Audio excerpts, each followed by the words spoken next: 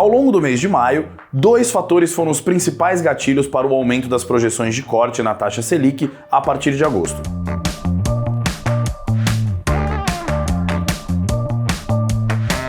Sendo o destaque: 1. Os dados de inflação mais fracos, com expectativas de estabilidade para a inflação mais à frente. E 2. A aprovação da nova regra fiscal no Brasil, que aparentemente reduziu os riscos de cauda para os rumos da política fiscal brasileira. Essa melhora na percepção de risco causou impactos positivos para os ativos de risco brasileiros, especialmente para a Bolsa, que teve no seu principal índice, o Ibovespa, uma variação de 3,7%, enquanto o IFIX de fundos imobiliários apresentou alta ainda maior, de 5,4%. Efeitos positivos também foram sentidos nas curvas de juros, que apresentaram queda em toda a sua extensão, o que trouxe retornos bastante positivos para os títulos públicos pré-fixados e IPCA+, principalmente nos vencimentos mais longos, que costumam representar as percepções de melhora ou piora do cenário fiscal brasileiro. Inclusive, como vamos comentar mais à frente, a tendência é que os investimentos pré-fixados e híbridos IPCA+, de renda fixa aqui no Brasil, tenham desempenhos melhores que o CDI, o famoso pós-fixado, nos meses à frente. Voltando ao mês de maio, as principais bolsas globais foram pressionadas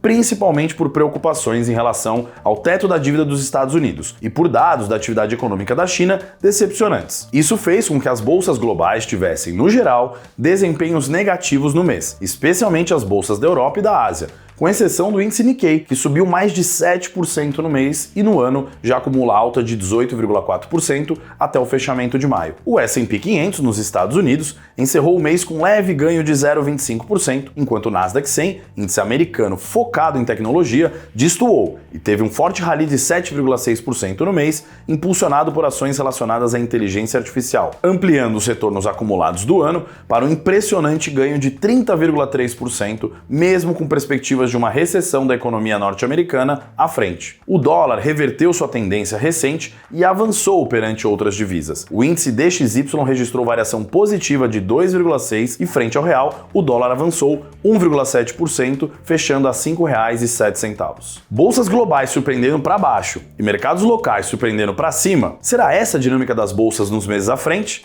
Você e todos nós não perdemos por esperar. No mês de maio, a Bolsa Brasileira teve uma performance positiva, catalisada principalmente pela queda de juros. E quando a gente olha setorialmente, as principais altas da Bolsa nesse último mês foram esses setores que são mais ligados e mais sensíveis a juros também. Então, setores como o setor de educação subiu mais de 50% nesse último mês.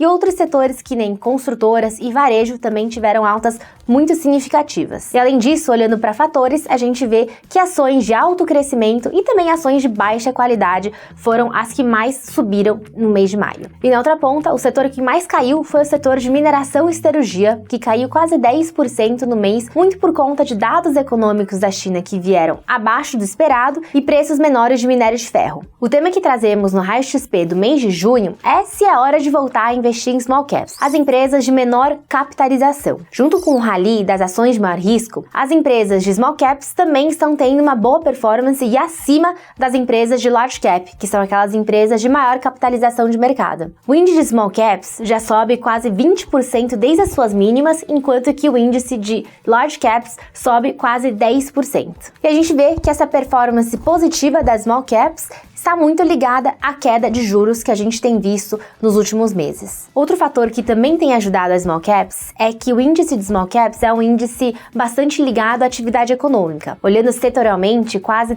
30% do índice são de empresas ligadas ao consumo versus 10% apenas do índice de large caps. E recentemente a gente tem visto a divulgação de dados econômicos melhores do que esperado em relação à atividade doméstica aqui do Brasil. Então essa combinação de juros menores e perspectivas melhores em relação à atividade econômica tem impulsionado a performance de small caps nesses últimos meses. Dado esse cenário mais positivo, principalmente em relação à taxa de juros, a nossa visão em relação ao Brasil também tem ficado lado marginalmente mais positivo. No raio XP do mês de junho, a gente já atualizou a nossa estimativa para o valor justo do Ibovespa e a gente subiu ele de 128 mil pontos para 130 mil pontos até o final de 2023. Dado o cenário mais positivo, o que a gente fez com as nossas carteiras? Para o mês de junho, a gente adicionou um pouco mais de risco nas nossas carteiras recomendadas Top 10, dividendos, small caps e carteira ESG também. Porém, ainda mantemos uma cautela, principalmente em relação às empresas que são muito alavancadas,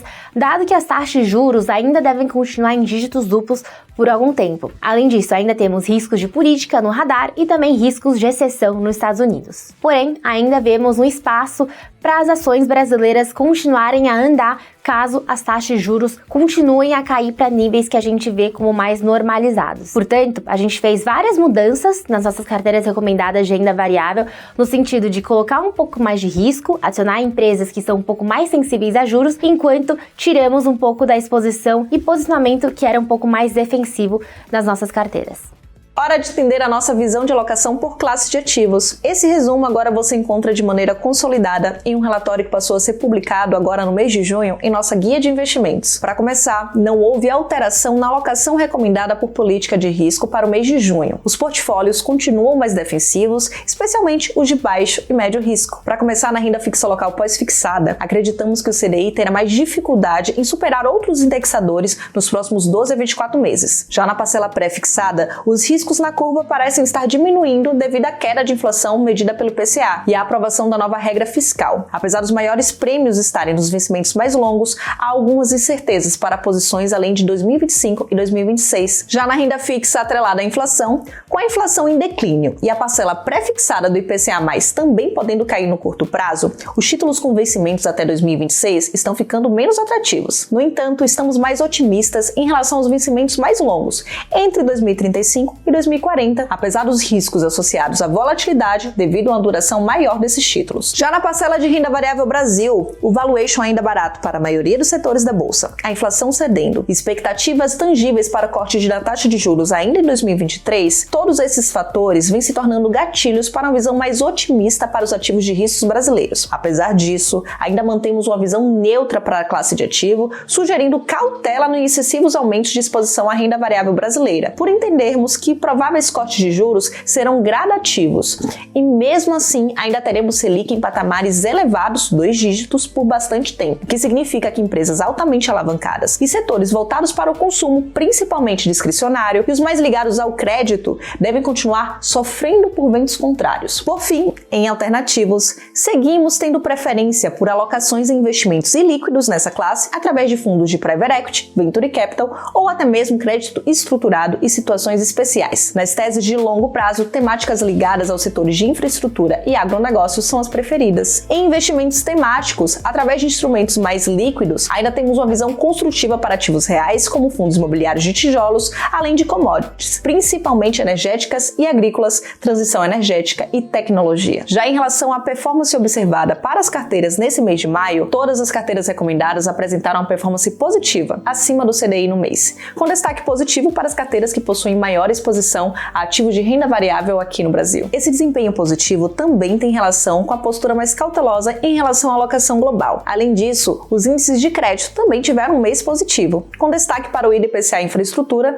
na parcela de inflação e o IDEX CDI na parcela pós-fixada. E o nosso Onde Investir fica por aqui. Se você não tem conta na XP ainda, esse QR Code aqui na tela pode te ajudar a começar a investir com direcionamento, com suporte e com uma plataforma completa de produtos. Desejamos a todos excelentes investimentos nesse mês de junho.